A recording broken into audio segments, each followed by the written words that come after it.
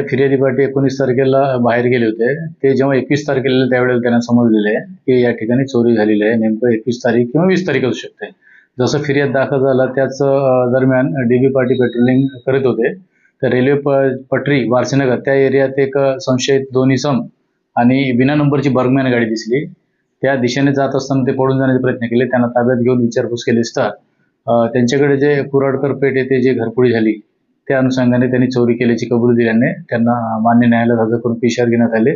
त्याच्यात जेवढं माल चोरीला गेलं होतं, मंगळसूत्र, नथ, सोन्याची छोटी अंगठी आणि कॅश जवळपास पूर्णच मुद्देमाल रिकव्हर करण्यात यश मिळालेले आहे. आदित्य उर्फ दिल्ली बब्बर हा बार्शीनगरचा आहे. MPD रिलीज फक्त 2 महिने अगोदरच झालेला आहे आणि त्याच्यासोबत पलाश भिमटे म्हणून आहे, तो पण गुन्हेगार आहे. रेकॉर्डवर गुन्हेगार आहेत. मारामारी, चोऱ्या, घरफोड्या हे त्यांच्यावर गुन्हे आहेत. असे चोऱ्या चमाऱ्या करणारे दुसरा व्यवसाय करत नसून जसं मोका भेटते त्या ठिकाणी चोऱ्या करणे, परत जेलमध्ये जाणे असाच त्याचा उपक्रम आहे. याच्यात PSI माझगावकर, नाना भोगे, इम्रान मेनेवार, संतोष शेंद्रे, गगन यादव या लोकांनी केलेले आहे.